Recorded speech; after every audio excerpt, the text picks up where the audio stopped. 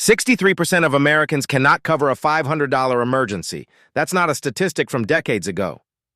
That's right now. That's your coworker, your neighbor, maybe you. And here's what most financial advice gets completely wrong about emergency funds. They tell you it's about peace of mind. They tell you it's about being responsible. But the real reason you need an emergency fund is much darker and much more urgent than that. I'm going to show you the hidden financial trap that's waiting for anyone without a cash cushion. And by the end of this video, you'll understand exactly how much money you actually need, and why the standard advice of 3 to 6 months' expenses might be dangerously wrong for your specific situation. Let's start with a story. Sarah was 28. She had a marketing job she actually liked for once. Her salary was $52,000 a year, not crushing it, but comfortable. She had about $800 in savings and $4,200 in credit card debt she was slowly paying down. Then one Tuesday morning, her car made a sound that cars should never make. The repair bill was $2,700. Now, here's where the trap springs shut. Sarah didn't have $2,700, so she put it on her credit card, but now her monthly payment jumped from $120 to $240. That extra $120 had to come from somewhere, so she cut back on groceries, started eating cheaper food, felt tired at work. 3 months later, she got a performance review that said she seemed disengaged. No raise that year. But wait, it gets worse. 6 months after the car repair, her company did layoffs. Not her fault, not her performance, just a restructuring. Sarah was now unemployed with $6,900 in credit card debt, $200 in savings, and a car that was worth less than what she owed on it. This is what financial professionals call a liquidity crisis, but I call it something simpler: a cascading failure. One unexpected expense, and the dominoes start falling. And here's the part that nobody talks about. These cascading failures don't just cost you the original emergency amount. They cost you years. Sarah's $2,700 car repair ended up costing her an estimated $14,000 over 3 years when you factor in the credit card interest, the missed raise, and the 6 weeks of unemployment where she couldn't be picky about her next job. Now let's talk about why millennials specifically are vulnerable to this. And it's not because you buy too much avocado toast, so relax. Millennials face a unique combination of financial pressures that previous generations didn't deal with at the same age. First, wage stagnation. Adjusted for inflation, median wages for workers aged 25 to 34 have barely moved since the 1990s. Your dollars just don't go as far. Second, housing costs. The average millennial spends about 30% more of their income on housing than Gen X did at the same age. That's money that used to go into savings accounts. Third, student loans. About 65% of millennials carry student debt, with an average payment of $350 a month. That's $350 that cannot go toward an emergency fund. And fourth, the gig economy. More millennials have variable income than any previous generation. Freelance work, contract work, side hustles.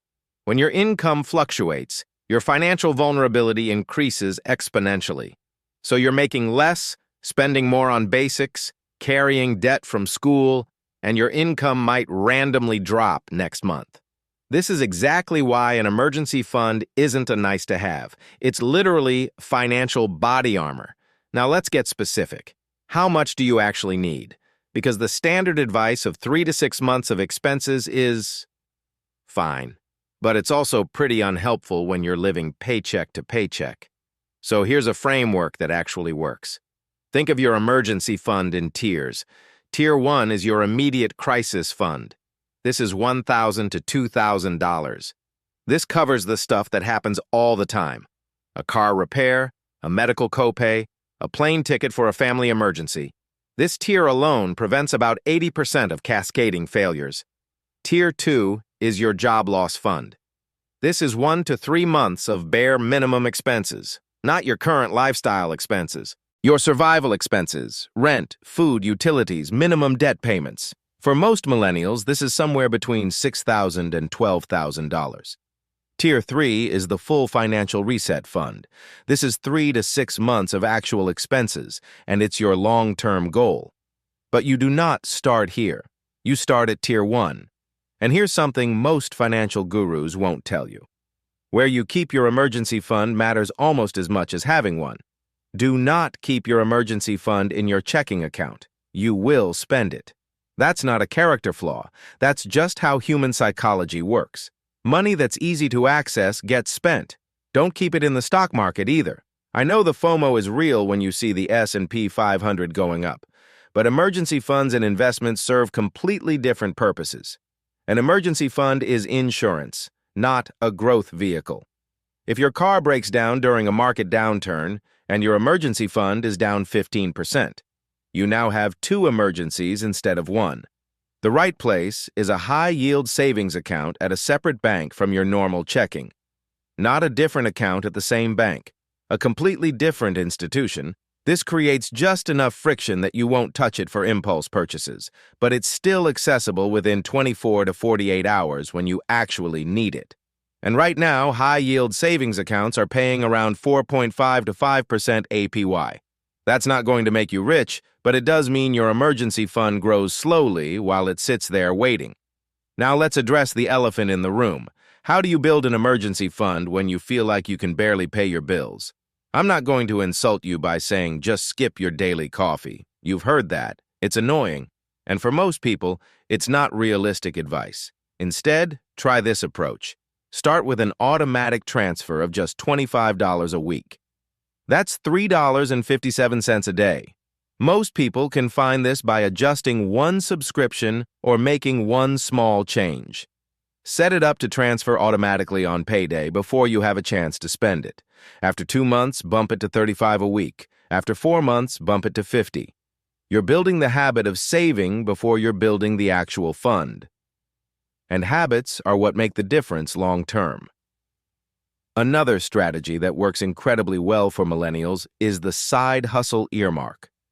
If you do any freelance work, drive for a rideshare app, or sell things online, commit to putting 100% of that extra income into your emergency fund until Tier 1 is full. This works because you never had this money in your regular budget to begin with. You won't miss it. And here's a psychological trick that actually helps. Name your emergency fund. Literally, give it a name in your banking app. The "oh crap" fund. Life happens. The "don't panic" account. When your brain treats it as a specific purpose rather than just savings, you're significantly less likely to rate it for non-emergencies. Now I want to go back to something I teased at the beginning. The hidden financial trap that's waiting for anyone without a cash cushion. It's called the debt spiral, and it works like this. You have no emergency fund. An emergency happens. You put it on a credit card. The minimum payment increases your monthly expenses. This makes it harder to save. Another emergency happens. You put it on the same card. Now your minimum payment is even higher. You start missing payments because money is tight. Your interest rate jumps to 29.99%. Now you're paying hundreds of dollars a month just in interest. Money that could have gone into savings is now going to a bank. And here's the cruelest part. The debt spiral doesn't just hurt your finances. It hurts your health, your relationships, and your career performance. Studies show that financial stress is equivalent to a 13-point drop in IQ when performing cognitive tasks. You're literally making worse decisions because you're stressed about money, which leads to worse financial decisions, which causes more stress. An emergency fund breaks this cycle before it starts. It's not just money in a bank account. It's a circuit breaker for the debt spiral. Let's put some real numbers on this. The Federal Reserve estimates that the median unexpected expense is about $1,400. That's the number that catches most people off guard. Not tens of thousands, just $1,400. But the cascading consequences of not having that $1,400 can total $5,000, $10,000, even $20,000 over the following years when you factor in interest payments, late fees, missed opportunities, and the mental toll of chronic financial stress.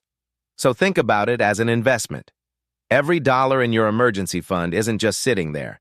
It's actively protecting you from potential future losses that are 5, 10, maybe 15 times larger. That's a pretty incredible return when you think about it. Now, I want to be real with you for a second. Building an emergency fund when you're already struggling is hard. It's boring.